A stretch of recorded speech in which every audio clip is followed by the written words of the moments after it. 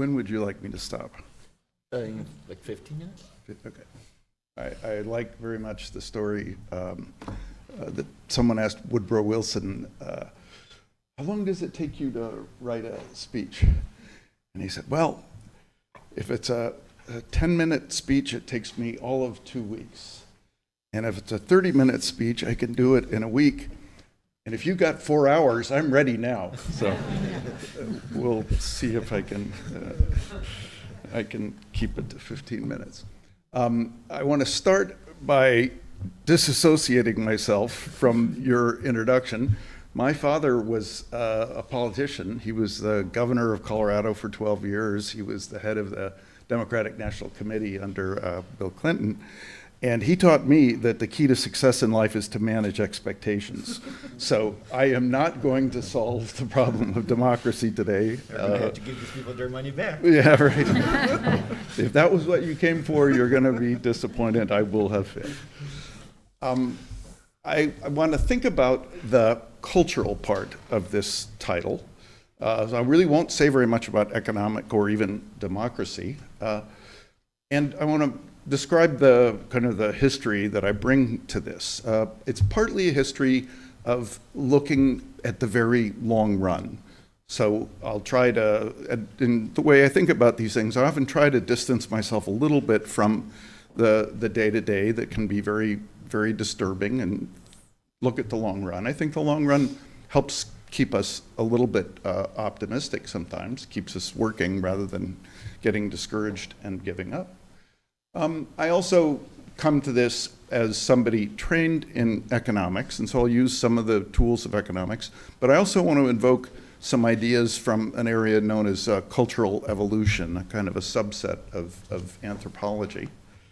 I have a friend, Jonathan Haidt, who many of you may know of, who makes fun of me for being a systematizer. I like abstractions like economists do and the cultural anthropologists do.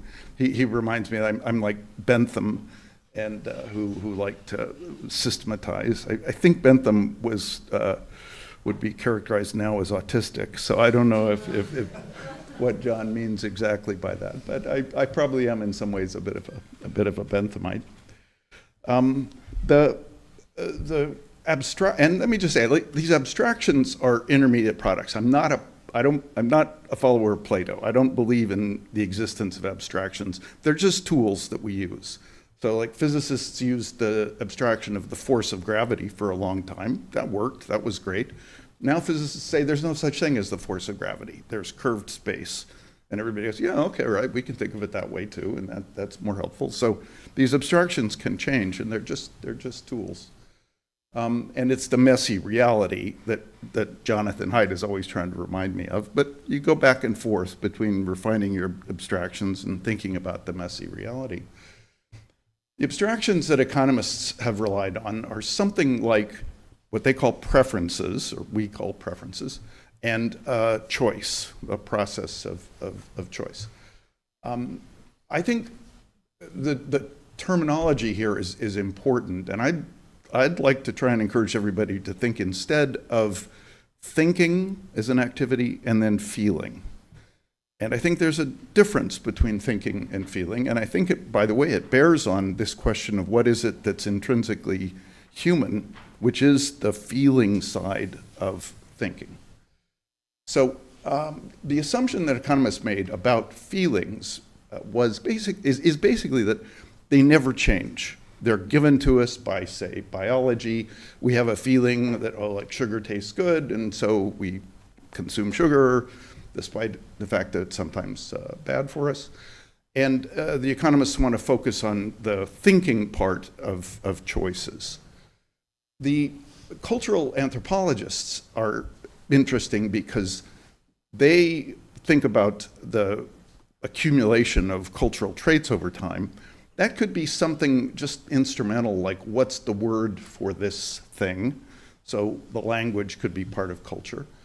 But I think it's important to think also that feelings can evolve over time and can evolve through our interactions with other people. And this is consistent with the economists tend to like to think align themselves with the biologists. That, okay, there's this evolutionary process that left us our feelings, and then those feelings can't change. But if you actually look at the evolutionary process for humans, it's actually like the process for rats, because we're both omnivores. So we have a preference for food that involves a certain amount of taste for trying new things. We also have a mechanism whereby if we eat something and then vomit, we permanently dislike the taste of this thing. It's nausea-induced food aversions. So rats have this, people have this, and it's a good example of a change in our feelings that is kind of impervious to conscious thought. It's like, I know it was the flu that made me throw up after I ate the sauce béarnaise, but I now find the taste of béarnaise sauce revolting because I can't change this underlying mechanism that changed my feelings. And I kind of miss enjoying sauce béarnaise, but that's the way it is. So our evolutionary past can be completely consistent with feelings that change based on our experience. And if you look in rats, you can also see a mechanism whereby if you condition through nausea aversion a bunch of adult rats to not eat some food that you put in the pen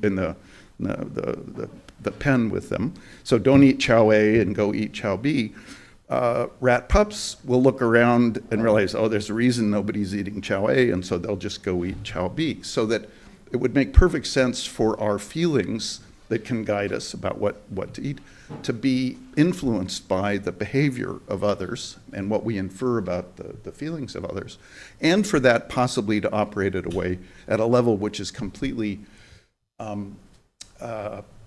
invulnerable, or at least opaque, to conscious thought. Now, I think this is the basis for the question that Nicholas outlined, or at least the framework that Nicholas outlined, which is that if we think of either norms or values, I think you said values, right? And I think the choice of terms here may be important, and I've gone back and forth. But if we think of norms or values as a summary of some accumulated feelings that we have, then you can start to think about a world in which the norms or values are the things that accumulate culturally over time, and that those then become the foundation for the way we act. And we may have the ability through like scientific reasoning to understand the dynamics of those norms, and maybe even make changes that will guide norms in particular ways, even though at the individual level, we may be stuck with the circumstances of, like the nausea effect of sauce béarnaise. So we may be able to change norms through conscious study and understanding and collective decision, even though they're kind of hard just through introspection to change.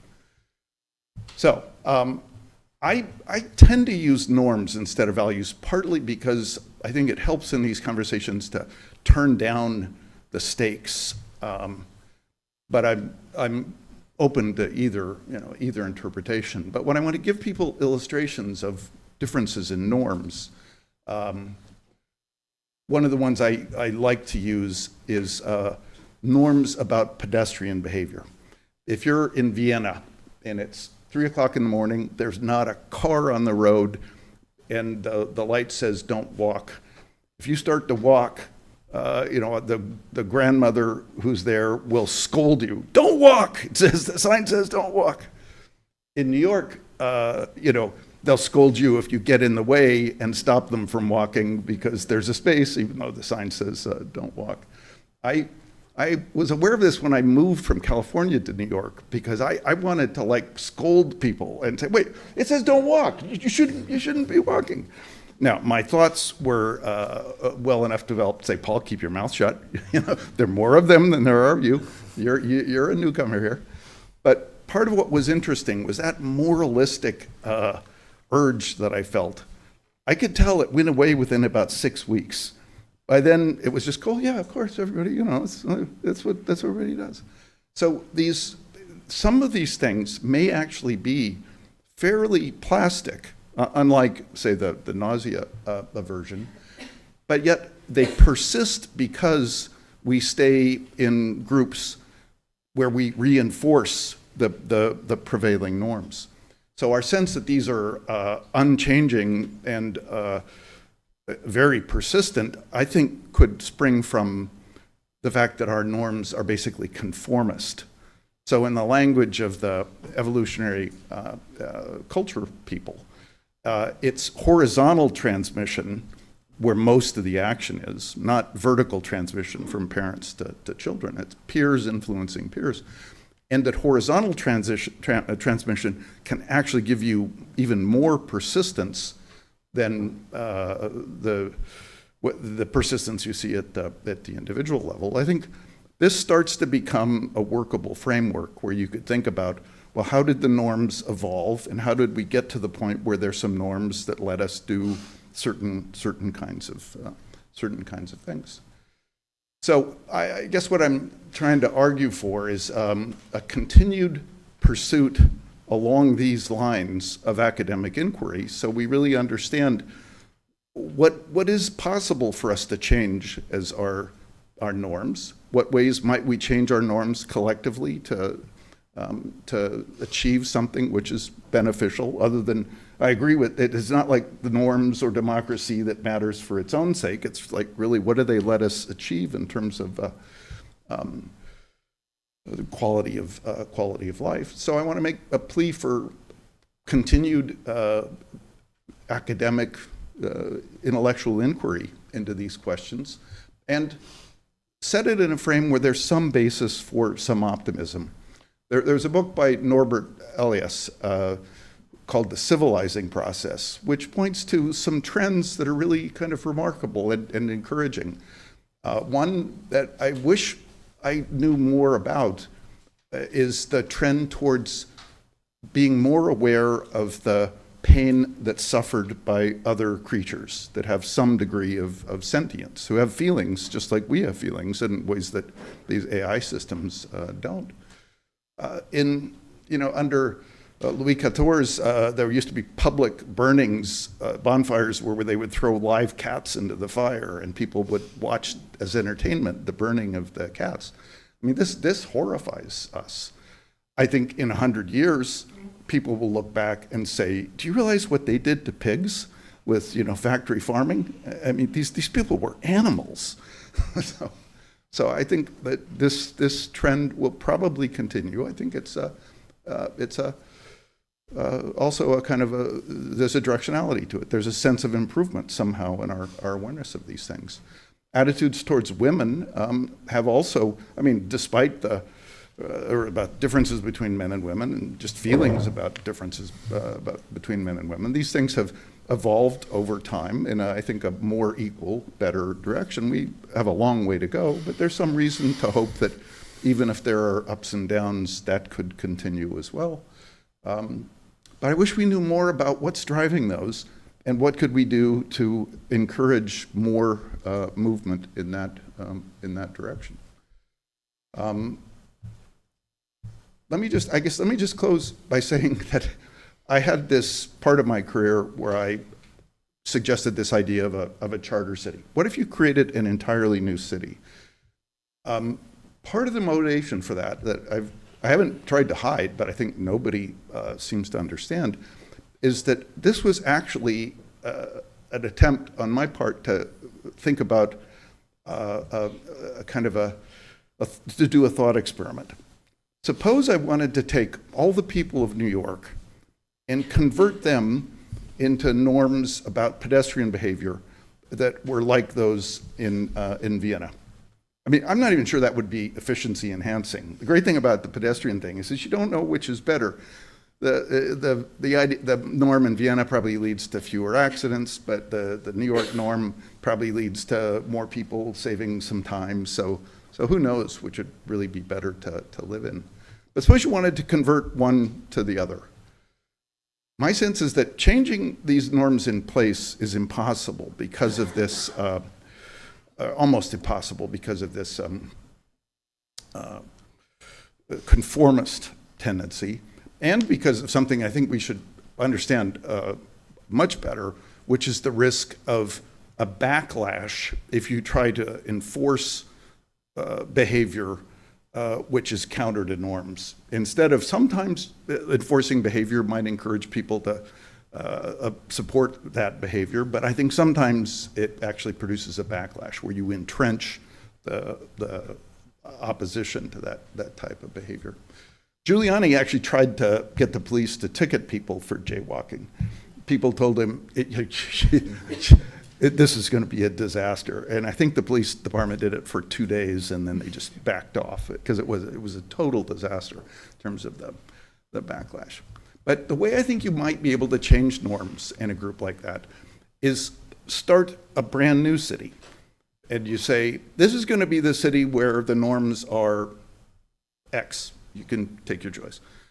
Then initially you attract a bunch of people who have norms. There may be the deviants in some other place who don't agree with the existing norms in that place, but who like X. So they become the founding population in the new place. If those norms, and suppose let's contrast not just pedestrian behavior, but something like norms about paying tax. I want to live in a place where actually people think it's good to pay taxes, and I want to move away from a place where everybody thinks, you're an idiot if you actually pay your taxes. I actually think you're an idiot if you pay your taxes. I'd still rather live in a place where there's a government that has revenue and can provide schools and courts and so forth. So you attract a set of people who believe in paying taxes. They reinforce this norm amongst themselves. People from other places, like I'm in the place where I think you're an idiot if you pay your taxes, I might still want to move to that new place to get the benefits of the taxes. And I might recognize, I'm going to become a different person. My norms are going to change when I go there. But even though I think I'm going to become kind of an idiot, I still think I'd rather go there and become a little bit of an idiot, but live in a place where there's an effective government. So then I think over time you could actually attract everybody from the initial population into the new one. And as long as the rate of influx is not too high, the conformist norms will still socialize everybody who comes into the new set of norms. So I actually conceived of this idea of new cities as a way to think about, as a mechanism for thinking about change in norms, which are hard to change in situ. And it arose for me first in the context of economic development, where things like building norms that support the idea that people should pay taxes could be part of the development process, or I guess what in an older generation we would have called the modernizing process. But I think the same thing could apply for these norms about us and them, and the norms that undergird our political foundations. So I think there's room for long-run optimism, reason for us to stay at our desks to do our work, to try and understand these mechanisms better, and that we can conceivably think about mechanisms like migration into like selected environments where there are some differences in norms, and where we could actually engineer and encourage the development of norms in the direction of kind of deep human progress.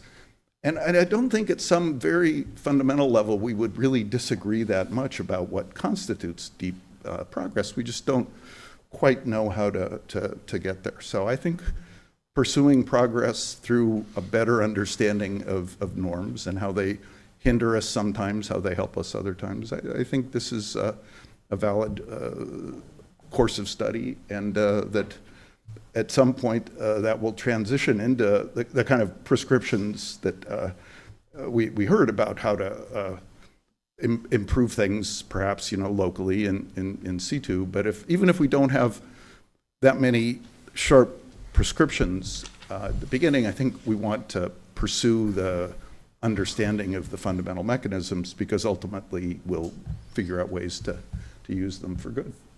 Thank you.